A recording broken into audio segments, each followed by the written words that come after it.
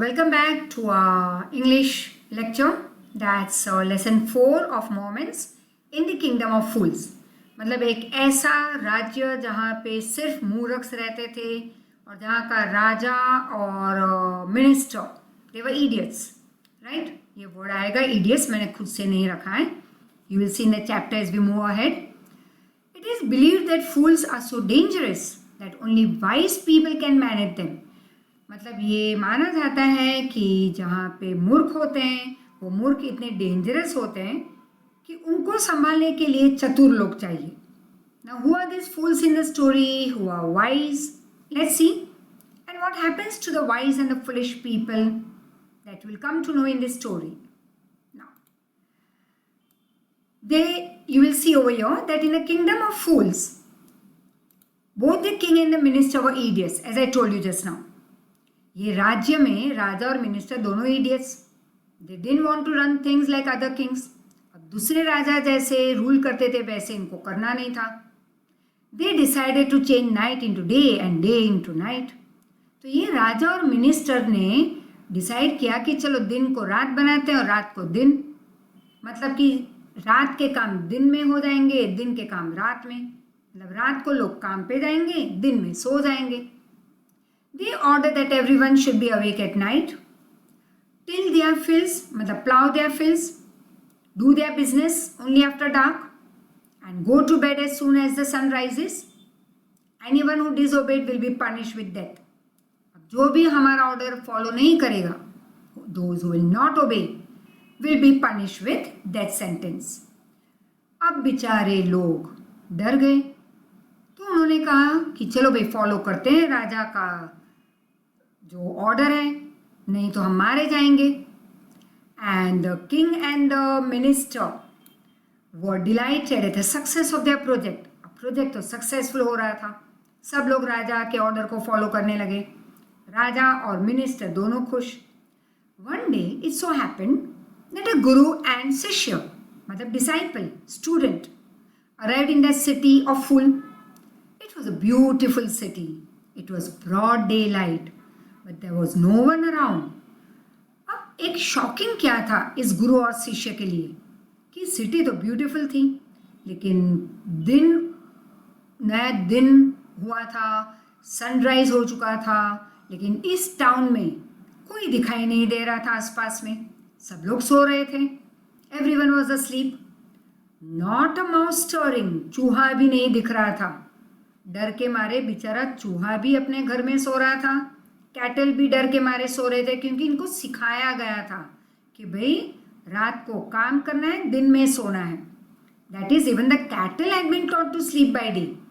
Now this two strangers were shocked by what they saw around them and they moved about in the town till evening.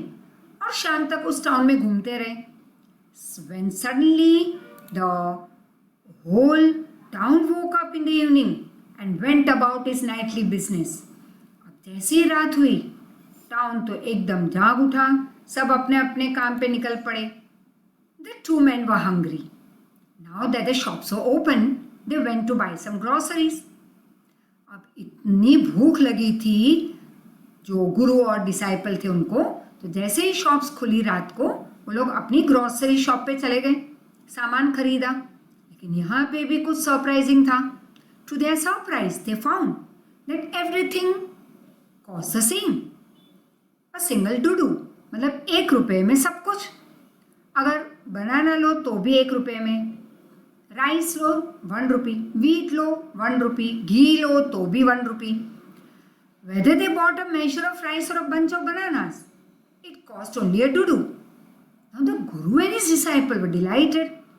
थोड़ी देर के लिए तो सबको खुशी होगी कि वाह भाई कैसे टाउन में हम आ गए जहाँ पे सब कुछ इतना सस्ता. अब तो हमारे मज़े ही हैं लाइफ में, खाओ पियो ऐश करो सस्ते में. They had never heard of anything like this. They would buy all the food they wanted for a rupee. अब तो मज़े हैं, 1 रुपये में सब कुछ खरीदो और आराम से जियो. Now when they had cooked and eaten, the guru realized something. भाई वाइज गुरु था and he realized that this was a kingdom of foolish people and it wouldn't be a good idea to stay with them longer. अब ये गुरु तो बहुत ही wise था. उसने सोचा कि ऐसी जगह पे रहना सेफ नहीं होगा जहाँ पे मूर्ख की दुनिया हो. So he told his disciple, let's go. This is not a place for us. लेकिन लालच बुरी बला. जिस आदमी लालच के चंगुल में फंस जाए उसकी लाइफ कहीं ना कहीं तो अटकने वाली होगी, प्रॉब्लमेटिक हो जाएगी लाइफ. यही हुआ डिसाइपल के साथ आगे स्टोरी में. तो यहाँ पे जब गुरु ने कहा डिसाइपल को कि भाई चलो ये सेफ जगह नहीं है हमारे लिए, the disciple didn't want to leave the place. Why? क्योंकि उसकी लालच क्या थी? खाओ पियो सस्ते में मज़े करो. All this what he wanted was good cheap food. Guru said, these people are foolish. और ये लंबा नहीं चलने वाला. This won't last for a long time. And you can't tell what they are going to do with you also next. और तुम बता भी नहीं पाओगे कि next तुम्हारी हालत ये क्या करेंगे. तो but the disciple wouldn't listen to the Guru's wisdom. अब टीचर की बात कौन सुने? तो वैसे ये डिसाइपल ने भी नहीं सुनी गुरु की बात. He wanted to stay here. He wanted to enjoy his life, eat and relax. The Guru finally gave up. गुरु बेचारे थक गए समझाते हुए. उसने कहा ठीक है भाई तुम रहो, मैं जा रहा हूँ. Do what you want to do. I am going. And he went away. Now the disciple stayed on, ate his fill. Ate his fill मतलब पेट भर के रोज खाना खाता. Bananas, ghee, rice, wheat से बनी बहुत सारी चीज़ें. And grew fat like a street-side sacred bull. और बुल की तरह मोटा होता गया. Right? दिन डे आफ्टर डे देखा तो मोटा हो रहा था. Now, one thing over here surprising for you also may be कि हर बार मैं अपने चैप्टर में यहाँ पे मीनिंग्स लिखती हूँ. सॉरी, इस बार मैंने नहीं लिखा है. This time it will be your homework. Find out. Easy है तुम्हारे लिए ढूंढना. I know you people are very clever and smart enough. तो ये काम तो करना ही होगा. हाँ, पढ़ाते हुए मैं मीनिंग्स बताती जाऊंगी. Pay attention. राइट? लिखना तुम्हें होगा. हाँ, लेकिन अगर कोई डाउट हो don't WhatsApp, directly call me. Now it so happen one bright day a thief broke into rich merchant house. अब इस टाउन में हुआ ये कि एक दिन सुबह सुबह इस टाउन के रिच मर्चेंट के हाउस में एक चोर घुस गया. अब क्यों दिन में? लोग चोरी तो रात को करते हैं, लेकिन इस टाउन की सिस्टम क्या थी? दिन में सोना, रात को काम पे जाओ. मतलब पूरा टाउन शांत हो जाता, सोने चले जाता दिन में. तो चोर चोरी करता नेचुरली दिन में ही. तो एक चोर आ गया एक बहुत ही पैसे वाले मर्चेंट के हाउस में. He made a hole in a wall and sneaked in. Sneaked in मतलब चोरी से घुस जाना. And as he was carrying out his loot, the wall of the old house collapsed on his head and killed him on the spot. अब हुआ ये कि whole उस वॉल में उस चोर ने बनाई. धीरे से अंदर चोरी से अंदर चला गया अपनी लूट करने. लेकिन वो वॉल एकदम से कोलैप्स हो गई, टूट गई, उसके सर पे गिरी और वो चोर मर गया. अब देखो, चोर का भाई वापस कंप्लेन करने जा रहा है राजा को और इडियट राजा सुन भी रहा है उसकी कंप्लेन को. Isn't it interesting? Now the thief brother ran to the king and complained, Your Highness, when my brother was carrying out his ancient trade, that is pursuing his ancient trade, a wall fell on him and he was killed. The merchant is to be blamed. मतलब merchant जिसके घर की दीवार टूटने पे मेरा भाई मर गया जब वो चोरी कर रहा था, तो अब ये मर्चेंट ही उसी को हमें ब्लेम हम करते हैं. तो भाई उसको सज़ा तो मिलनी ही चाहिए. He should have built a strong and good wall. अब मर्चेंट को ध्यान रखना चाहिए था कि जब वॉल बन रही थी तो उसने क्यों ध्यान नहीं रखा कि ये वॉल स्ट्रॉन्ग बनी है या नहीं, अच्छे से गुड वॉल बनी है या नहीं. So you must punish the wrong doer and compensate the family. Compensate the family मतलब उसे हर्जाना तो भरना ही होगा. राइट? और मर्चेंट की फैमिली को, हमारी फैमिली को पैसे देने for this injustice. Now it so happen idiot राजा ने तो ऑर्डर दे दिया, justice will be done, don't worry. and at once he called the owner of the house, that is summoned, called. When the merchant arrived, the king questioned him, "What's your name?" "Such and such." मतलब उसने अपना नाम बता दिया. "Your Highness," said the merchant. "Were you at home when the dead man burgled your house?" तो राजा ने पूछा, क्या तुम घर पे थे जब ये चोर आए तुम्हारे घर पे चोरी करने? "Yes, my lord. He broke in and the wall was weak. It fell on him and he was killed." अब बेचारा मर्चेंट उसने तो ऑनेस्टी बताई कि हाँ भाई, जब वो आया तो मेरे घर की जो दीवार वीक थी वो टूट गई उसके सर पे और वो आदमी मर गया.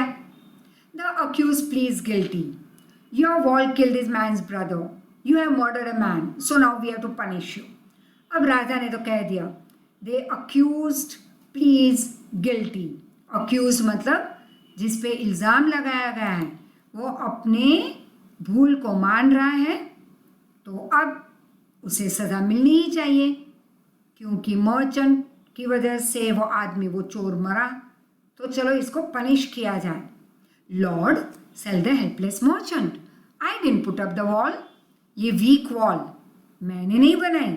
Is actually the fault of a man who build the wall. अब ये भूल किसकी है? जिसने ये वॉल बनाई ना, उस आदमी ने ये वॉल ठीक से नहीं बनाई है, तो एक्चुअल में पनिशमेंट तो उसको मिलनी चाहिए. Who is that? राजा ने पूछा. My lord, this wall was built in my father's time. I know the man. He is an old man now. He lives near by. अब मर्चेंट ने बता दिया कि ये वॉल बनाई थी मेरे पापा के टाइम पे, और ये आदमी तो अब बूढ़ा भी हो चुका है और नज़दीक में ही कहीं पे रह रहा है. The king told his messengers to go and call that man, that is the bricklayer, जिसने दीवार बनाई थी. राजा ने बोल दिया अपने लोगों को, भेजा के उसे बुला के ले आओ. And they brought him tied hand and foot. अब बेचारे बूढ़े के हाथ पैर बांध दिए लोगों ने, राजा के लोगों ने, और उसे पकड़ के राजा के सामने पेश किया. You there, did you build this man's wall in his father's time? अब राजा ने तो बोल दिया, यू, क्या तुमने वॉल बनाई थी इसके पापा के टाइम पे? इसके घर की वॉल तुम्ही ने बनाई थी? से येस और नो. अब बेचारा बूढ़ा शिवर हो रहा था डर के मारे. उसने कहा, yes my Lord, I did. What kind of a wall is this that you build? It is fallen on a poor man and killed him. अरे भाई, कैसी वॉल बनाई थी तुमने? बेचारे इस आदमी के भाई पे जो चोरी करने गया था उसके सर पे गिर गई और मर गया. You have murdered him. Now we'll have to punish you by death. मतलब अब तुम्हें फांसी मिलेगी. Now before the king could order the execution, the poor bricklayer requested.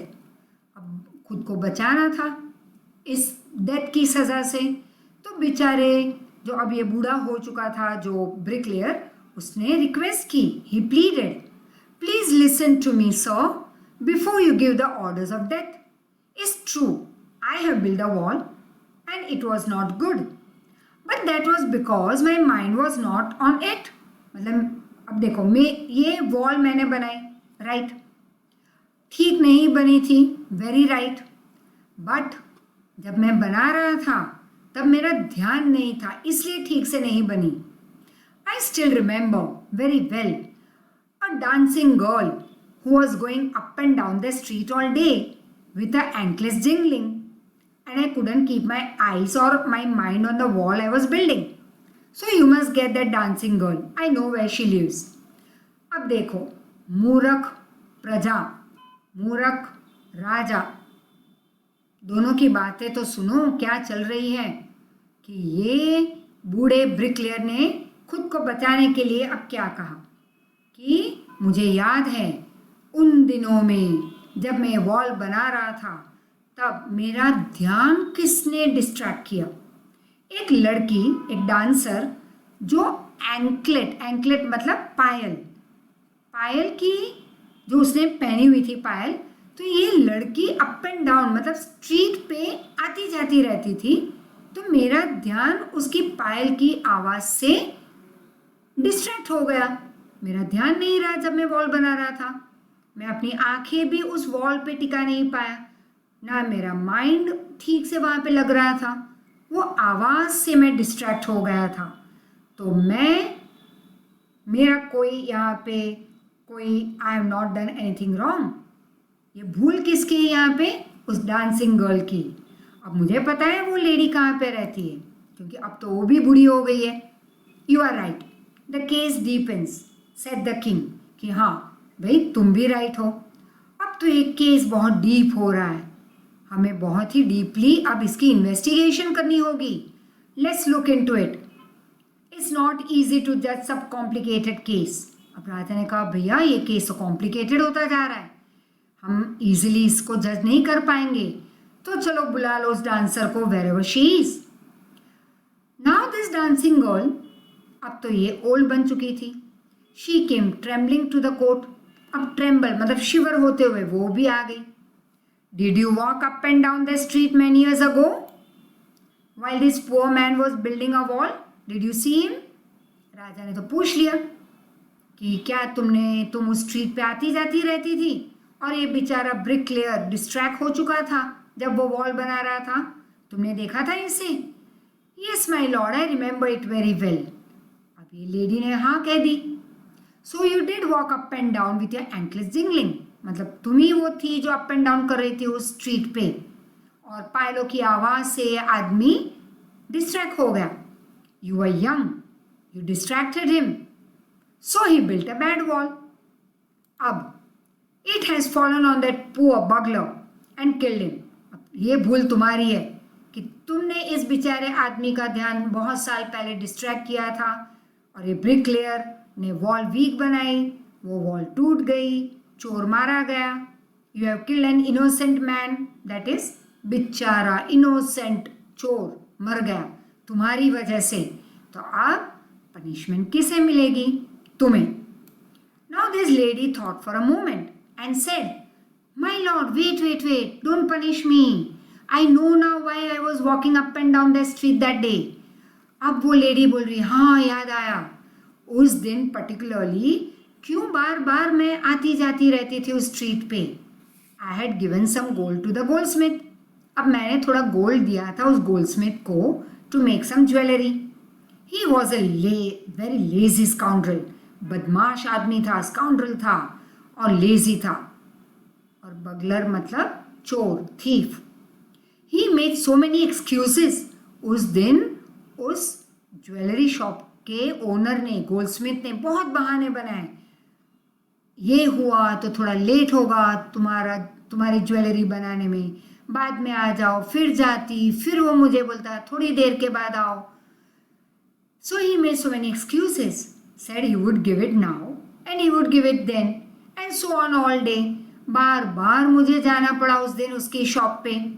He made me walk up and down the street dozen times, मतलब बहुत बार, dozen times मतलब बहुत बार उसने मुझे बहाने बना बना के कहा कि थोड़ा टाइम लग जाएगा, 1 घंटे के बाद आओ, फिर जाती, फिर वो कोई एक्सक्यूज बनाता और कहता अरे भैया अब थोड़ी देर बाद आ जाओ, एकदम पक्का थोड़े टाइम के बाद तो मैं दे ही दूंगा, बट नहीं देता, तो बार बार मैं आती जाती रही। तो मेरी ये प्रॉब्लम नहीं है, ये भूल मेरी नहीं है, ये भूल किसकी है? गोल्डस्मिथ की। तो that was when this bricklayer saw me, तो तब जब मैं आती जाती रही उस स्ट्रीट पे उस गोल्डस्मिथ के भूल की वजह से, तब ये ब्रिकलेयर का ध्यान मुझ पे गया। It's not my fault my lord, it's that dam Goldsmith fault, और उस गोल्डस्मिथ की ही भूल है। Poor thing, she's absolutely right, said the king. Weighing the evidence, weighing the evidence मतलब कि सब कुछ जांचने के बाद, सबकी बात सुनने के बाद, अब राजा ने कहा बराबर ठीक है, we have got the real culprit at last। culprit मतलब जिसने रियल जो भूल की है, राइट, वो रियल culprit तो मिल गया अब हमें। Get the goldsmith at once wherever he is hiding। The king's bailiffs, bailiffs मतलब उसके जो लोग थे, मैसेंजर्स थे, वो चले गए। And they searched for the goldsmith who was hiding in the corner of his shop. When he heard the accusation against him, he had his own story to tell। Accusation मतलब उस पर जब इल्ज़ाम लगाया गया उसने सुना, और अब ये ज्वेलरी शॉप के ओनर के पास खुद की स्टोरी थी खुद को बचाने के लिए। My lord, he said, I am a poor goldsmith. It's true I made this dancer come many times to my door. हाँ, ये सच है कि मैंने बहुत बार इस लेडी को अप एंड डाउन करना पड़ा मेरी वजह से. मैंने बहुत बार उसे बुलाया, फिर बेचारी गई, फिर आई मेरे दरवाजे पे. I gave her excuses because I couldn't finish making her jewelry before I finished the rich merchant's order. अब मैं उसकी ज्वेलरी क्यों नहीं बना पाया टाइम पे इस लेडी की, इस डांसर की? क्योंकि मुझे टाइम पे मर्चेंट का ऑर्डर भी फिनिश करना था. They had a wedding coming and they couldn't wait. अब मर्चेंट के घर पे वेडिंग थी और वो वेट नहीं कर पा रहा था. You know how impatient rich man are. और राजा, आपको तो पता ही है कि पैसे वाले लोग कितने उतावले रहते हैं, राइट? तो उस रिच मर्चेंट की वजह से मुझे बेचारी इस डांसर को बार बार बुलाना पड़ा. Now, who is this rich merchant who kept you from finishing this poor woman's jewelry? Made her walk up and down with distracted this bricklayer, which made a mess on this wall. अब ये राजा ने कहा कि भाई कौन है ये rich merchant जिसकी वजह से ये बेचारी डांसर की ज्वेलरी बनना अधूरी रह गई थी और बेचारी को बार बार अप एंड डाउन करना पड़ा था, और जिसने डिस्ट्रैक्ट किया उस ब्रिकलेयर को, और उस ब्रिकलेयर जो डिस्ट्रैक्ट हुआ उसने वॉल बुरी बनाई, और फिर वो वॉल बुरी बनने की वजह से चोर मर गया. Can you name this rich merchant? The Goldsmith named the merchant and he was none other than the original owner of the house whose wall had fallen. अब ये मर्चेंट कौन था? और कोई नहीं लेकिन जिसके घर की दीवार टूट गई थी. Back to the merchant.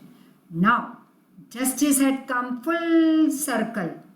मतलब पूरा एक चक्कर कंप्लीट हुआ यहाँ पे. Thought the king. अब वापिस स्टार्ट हुआ था मर्चेंट से, फिर back back back back back वापिस आ गया मर्चेंट के ऊपर अक्यूजेशन, उसी को कल्प्रिट माना गया. Now when he was rudely summoned, that is called, back to the court, he arrived crying, it wasn't me but my father who ordered the jewellery. बेचारा वापिस बुलाया गया और वो रोते हुए कहने लगा, भाई मेरा तो फॉल्ट है ही नहीं, ज्वेलरी का ऑर्डर किसने दिया था? My father. But now he is no more on this planet earth, he is dead. I am innocent, I have not done anything. But the king consulted his idiot minister and ruled decisively, मतलब properly, by giving proper decision. Is true, your father is the true murderer, he is dead. But किसी को तो punishment मिलनी चाहिए उसकी जगह पे. But somebody must be punished in his place. You have inherited everything from the criminal father of yours, his riches as well as his sins. अब देखो, तुम्हारा ये पापा तो है नहीं, उसकी जगह पे किसी को तो पनिश करना ही होगा. और तुमने सब कुछ अपने पापा का इनहेरिट किया है, मतलब पापा के मरने के बाद उनकी जायदाद, मतलब उनकी प्रॉपर्टी, पैसे, सब कुछ तुम्हारा हुआ. उनके कर्म भी अब तुम्हारे, मतलब उन्होंने जो पाप किए हैं वो भी तुम्हारे, सब कुछ इनहेरिट तुमने किया है, तो सज़ा तुम्हारी. I knew at once, even when I first set eyes on you, that you are at the root of this horrible crime, you must die. अब राजा ने तो कह दिया कि जब पहली बार तुम्हें देखा मैंने, पता चल चुका था कि रूट कॉज, मतलब ये पूरे क्राइम, हॉरिबल क्राइम का रीज़न कौन है? तुम. कल्प्रिट तुम. तो मरेगा कौन? नेचुरली तुम. And as he ordered a new stake to be made ready for the execution. अब राजा ने तो ऑर्डर दे दिया कि एक स्टेक बनाया जाए, मतलब एक ऐसा इंस्ट्रूमेंट जहाँ पे सर काटा जाता है, राइट? एक्चुअली इट्स लाइक एक प्लेटफॉर्म जैसा बनता है. अब जो कल्प्रिट है उसको नील डाउन कहने के लिए कह देते हैं, और जब वो नील डाउन करे, सर आगे झुक के उस प्लेटफॉर्म के ऊपर एक वो इंस्ट्रूमेंट रख देते हैं, और गले की साइज का वो बनता है, like you know betel nut cutter, सुड़ी कहते हैं उसको, बीटल नट कटर। तो उसके बीच में जब सुपारी रख के काटते हैं तो ये स्टेक कुछ ऐसा ही होता है कि गले को ऐसे रख के उसके ऊपर जब डालते हैं ये तो गला कट जाता है। तो अब स्टेक बनवाया गया, ready for the execution. As the servant sharpen the stake and got it ready for the final impaling of the criminal, it occurred to the minister that the rich merchant was somehow too thin to be properly executed on the stake. अब जैसे stake को sharpen किया गया और criminal को बुलाया गया तो क्या देखा मिनिस्टर ने कि बेचारा रिच मर्चेंट तो वो एकदम पतला है और ये स्टेक को ज़्यादा ही बड़ा है। So he requested to the king's common sense. The king too worried about it. अब मिनिस्टर ने कहा कि राजा सोचो, ये स्टेक से तो आदमी मरेगा नहीं, क्या किया जाए, किसी को तो मारना है आज हमें। What shall we do? He said. When suddenly it came to his mind, it struck him that all they needed to do was to find a fat man enough to fit the stake. कि चलो भाई, अचानक से राजा के दिमाग में एक idea आ गई कि एक मोटे आदमी को बुलाया जाए जिसका गला इस स्टेक के इक्वल टू हो। The servants were immediately sent all over the town looking for a man who would be fit for the stake. And सोचो कौन मिला उनको, एक मोटा आदमी। नेचुरली कौन, ये disciple who had fattened himself for months on bananas and rice and wheat and ghee. तो राजा ने तो ऑर्डर दे दिया अपने लोगों को, गार्ड्स को, कि भाई जाओ और एक मोटे आदमी को ढूंढ के लाओ। अब ये मोटा आदमी कौन था? डिसाइपल, जो गुरु चले गए थे टाउन छोड़ के, उससे बोला भी था कि भाई चलो जल्दी चलो, यहाँ पे सेफ नहीं है, लेकिन डिसाइपल नहीं माना था, लालची डिसाइपल, राइट। तो वो तो मोटा होता गया दिन ब दिन खाते हुए, अब वो आ गया इन गार्ड्स के हाथ में। So what have I done wrong? I am innocent, I am a सन्यासी, ही क्राइड। भाई मैं तो सन्यासी हूँ, मैंने कुछ गलती नहीं की है, आई एम इनोसेंट। अब वो गार्ड्स ने क्या कहा, that may be true but it's a royal decree, मतलब एक राजा का ऑर्डर है that we should find a fat man enough to fit this stake. They said, carried him to the place of execution. अब जहाँ पे उसको मारना था वहाँ पे लेके गए। He remembered his wise guru's words. अब देखो, टीचर की बातें डिफ़िकल्टी में याद आती हैं, जैसे तुम्हारी मम्मी भी तो गुरु है तुम्हारी, राइट। उसकी बातें कब याद आएगी? जब तकलीफ में होगे, राइट। तो firstly we don't listen to them. Same thing used to happen with me also, कि जब मम्मी थी उसकी बातें नहीं सुनी मैंने, काफ़ी बातें नहीं सुनी। हाँ, I used to listen many, no doubt, but कई बार ऐसे हो जाता दैट मम्मी नो प्लीज़, ये नहीं होता ऐसे, ये ऐसे ही होता है, you don't no. The same thing you also do with your mother, right. But बेचारी मम्मियाँ समझा समझा के थक जाती है हमें, एंड वी डोंट लिसन, और रिग्रेट करते हैं बाद में, राइट। दुख होता है बाद में that why didn't I listen to this things of my mother, क्योंकि तब हम प्रॉब्लम में होते हैं। सो सेम विद दिस शिष्य ओवर हियर, गुरु की बात याद आ गई उसे। This is a city of fool, guru ने कहा था, you don't know what they will do next. While he was waiting for his death, he prayed to his guru in his heart. एकदम मन से उसने प्रार्थना की, गुरु को याद किया, आस्किंग हिम दैट प्लीज़ गुरु मेरी आवाज़ सुनो, and wherever he was, कि आप कहीं पे भी हो, please please listen to me. अब ये गुरु जो सन्यासी थे तो उनके पास तो पावर रहते हैं। गुरु saw everything in a vision, he had magic powers, he could see far, he could see the future as he could see the present and past. He arrived at once to save his disciple who had got himself into such a scrap, मतलब ये एकदम very bad condition जहाँ पे खुद को उसने फंसा दिया था शिष्य ने, through the love of food. अब ये जो लव ऑफ फूड की वजह से उसने अपने आप को जो एक बुरी कंडीशन में डाल दिया था, तो गुरु तो आ गए दौड़ते हुए अपने शिष्य को बचाने। As soon as he arrived, he scolded the disciple and told him something in a whisper. उसने एकदम धीरे से जाके डांटा तो सही, लेकिन कुछ कह भी दिया हल्के से उसके कानों में। Then he went to the king and said, "O wisest of kings, who is greater, the guru or disciple?" और उसने कहा, "ओ वाइस किंग." अब गुरु को पता था कि ये इडियट किंग है, लेकिन अब किंग को इडियट कहो तो उसको भी मार देंगे। अब ये आया था यहाँ पे अपने शिष्य को बचाने, तो उसने कहा, "ओ वाइस किंग, बड़ा कौन, गुरु या शिष्य?" राजा ने कहा, "of course guru, no doubt about it, but why do you ask? Then put me to the stake first, put my disciple to the stake later." तो ठीक है, अगर गुरु बड़ा है तो पहले गुरु को मरना है, बाद में मेरे मरने के बाद मेरे डिसाइपल को मार देना। When the शिष्य heard about it, he understood and began to clamor. Clamor मतलब आवाज़ करना, जोर से बोलना कि भाई नहीं नहीं नहीं, पहले मुझे मारो, मेरे गुरु को नहीं। Put me to death first and not him. You brought me here first. पहले मुझे लाया गया था। तो डिसाइपल भी चालाक तो था ही वैसे, हाँ गुरु जितना वाइज नहीं था, लेकिन उसे समझ में आ गया ये प्लानिंग अपने गुरु की कि क्या चाल चल रहे हैं मेरे गुरु। तो उसने स्टार्ट कर दिया चिल्लाना, दैट इज क्लैमर।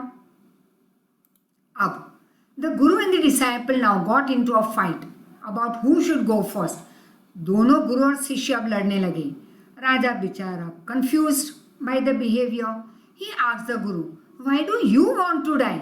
ऐसा कोई थोड़ी ना कहेगा कि भाई मेरे शिष्य की जगह पे मुझे मार दो। तो उसने कहा, भाई तुम्हें क्यों मरना है? We chose him because we needed a fat man for it. You shouldn't ask me such questions, said the guru. कि भाई राजा मुझे मत पूछो ये सवाल, पहले मुझे मार दो, ये इंपॉर्टेंट है। But why? आई नो, कुछ तो रीजन है, there is some mystery here. As a wise man you must make me understand. और आप तो एकदम वाइज मैन हो, गुरु हो, सन्यासी हो, बताओ मुझे क्या रीजन है। Will you promise to put me to death if I tell you? अब गुरु बहुत चालाक, उसने कहा, देखो आप पहले मुझे प्रॉमिस दो कि आप पहले मुझे मारोगे तो मैं आपको सीक्रेट बताऊं। The king gave him his solemn word, yes. उसने एक बहुत ही अपना एक सीक्रेट जो है उसने कह दिया, उसने अपना वर्ड भी दे दिया, मतलब promise. The Guru took him aside out of the servants year shot, मतलब सर्वेंट भी ना सुन सके वैसे गुरु ने राजा को एक साइड लेके अपने विस्परिंग किया उसने उसके कानों में, do you know why we want to die right now the two of us? मतलब देखो आपको पता है क्यों मैं और मेरा शिष्य लड़ रहे हैं मरने के लिए। We have been all over the world but we have never found a city like yours और अ किंग लाइक यू। हम दुनिया घूमे हैं, लेकिन आप जैसा राजा और आप जैसी सिटी, आपकी सिटी कहीं हमें नहीं मिली। The stake is a stake of God of justice. और जो आपका जो इंस्ट्रूमेंट है, जो स्टेक है, वो तो गॉड ऑफ जस्टिस है। It's new, it has never had a criminal on it. और ये आपका जो स्टेक है वो एकदम नया है, आज तक इस स्टेक ने किसी को नहीं मारा है। It's new, whoever dies on it first will be reborn as a king of this country। और जो पहला मरेगा इस स्टेक पे, वो इस मरने के बाद जब जन्म लेगा, रीबॉर्न, तो इस कंट्री का वो फिर राजा बनेगा। And whoever goes next will be the minister, future minister। We are sick of this sannyasi life, right? It would be nice to enjoy ourselves as king and minister for a while। तो जब हम reborn होंगे तो मैं पहले मरूंगा तो मैं राजा बनूंगा, और मेरा शिष्य बाद में मरेगा तो वो बनेगा मिनिस्टर, फिर हम एंजॉय करेंगे। Now keep your word my Lord. देखो आपने प्रॉमिस दिए तो आपको अब ये प्रॉमिस फुलफिल करनी होगी और हमें मारना होगा। Me first, remember raja. और अब the king was now thrown into deep thought थॉट। राजा तो डीप सोच में चला गया. He didn't want to lose the kingdom to someone else in the next round of life. कि नए लाइफ में नेक्स्ट राउंड ऑफ लाइफ मतलब रीबॉर्न जब होंगे तो राजा ने सोचा मुझे अपना किंगडम नहीं देना है किसी के हाथ में. रीबॉर्न होने के बाद मुझे ही राजा बनना है इस किंगडम का.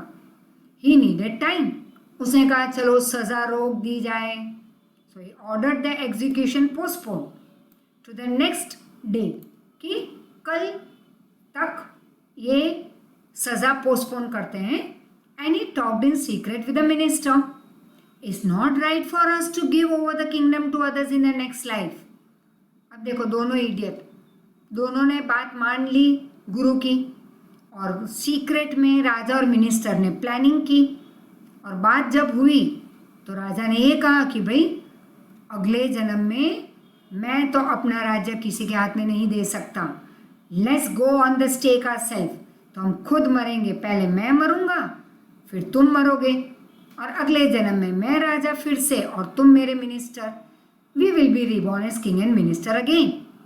Holi man do not tell lies. और जो सन्यासी होते हैं वो झूठ तो बोलते नहीं. So both of them agreed. Now they told the executioners मतलब जो जल्लाद जो मारने वाले थे उनको बुला के राजा ने कह दिया we will send the criminal tonight. When the first man comes to you put him to death. Do the same to the second man. These are my orders. Don't make any mistake. अब उसने order तो दे दिया था कि भाई सज़ा हम postpone करते हैं कल पे, राइट. और सारे काम रात को होते थे मतलब कि कल रात को ये शिष्य को मारना है और गुरु को जो भी ऑर्डर मिलेंगे हमारी तरफ से. लेकिन अब प्लान में चेंज आ गया था. राजा ने एग्जीक्यूशनर को क्या कहा आज रात को जिसे हम पहला भेजेंगे उसको तुम मारोगे और फिर जो सेकंड मैन होगा उसको भी तुम मारोगे. मिस्टेक मत करना. That night the king and his minister went secretly to the prison. अब उस रात को राजा और उसके मिनिस्टर प्रिजन में चले गए. गुरु और डिसाइपल को छोड़ दिया. Disguise themselves as the two. और गुरु और डिसाइपल वाले कपड़े राजा और मिनिस्टर ने पहन लिए. And as arrange beforehand with the loyal servant.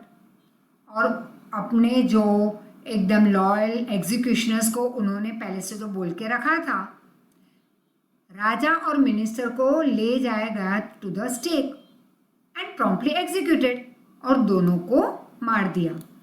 When the bodies were taken down to the throne to crows and vultures the people panicked. एकदम वहाँ पे क्योस हो गया. हल्ला मच चुका था क्योंकि जब दो बॉडी लाई गई क्रोज और वल्चर्स को थ्रो किया उनके सामने कि भाई अब वो ये आके खा जाएंगे इनको, इन बॉडीज़ को, डेड बॉडीज़ को. क्या देखा उन्होंने कि ये बॉडी गुरु शिष्य की नहीं थी. ये बॉडी तो थी राजा और मिनिस्टर की. Now the city was confused कि क्या किया जाए. पूरी रात मोर्न. दे मोर्न मतलब दुख मनाना. And discuss the future of the kingdom. अब प्रजा ने सोचा अब राजा के बिना और मिनिस्टर के बिना हमारा क्या होगा, हमें गाइड कौन करेगा. Some people suddenly thought of the guru and disciple. Caught up with them मतलब दौड़ के गए उनके पीछे. As they were preparing to leave the city unnoticed. Unnoticed मतलब किसी का ध्यान ना हो तब वो लोग टाउन छोड़ के भाग रहे थे गुरु और शिष्य. तभी जाके लोगों ने पकड़ा उनको. We people need a king and minister said someone. Others also agreed. They requested that is begged guru and disciple to be their king and minister. It didn't take many arguments to request the disciple. अब disciple तो वैसे भी उसको वही चाहिए था, उसने तो अग्री कर लिया. But it took longer to persuade the guru. लेकिन गुरु को मनाने में थोड़ा टाइम लग गया. They finally agreed to rule the kingdom of this foolish king and silly minister on one condition, that they are going to change the old laws. मतलब जैसे दुनिया चलती है वैसे हम चलेंगे. नहीं कि जैसे वो इडियट राजा और मिनिस्टर जो रूल करते थे वैसे नहीं. From then on night would again be night, day would be day, and you could get nothing for 1 rupee. It became like any other place on the planet Earth. So, very interesting part. But yes, in this chapter, there was one surprise, and that is this time I didn't provide any meanings to you. Yes, lecture के time पे मैं समझाती गई थी सारे hard words, but जो लिखती थी हर बार मैं वो मैंने नहीं इस बार टाइप किया है. तो you will have to find out, note it down in your notebook, और नोट्स जैसे मिल गई है तुम्हें. Learn the textual question answers, put it down in your homework book, and be ready for your on coming test. Take care of your family, be loving, listen to your parents, be very obedient children, my very very goody children. So take care, be safe, stay at home, and thank you once again. Thank you.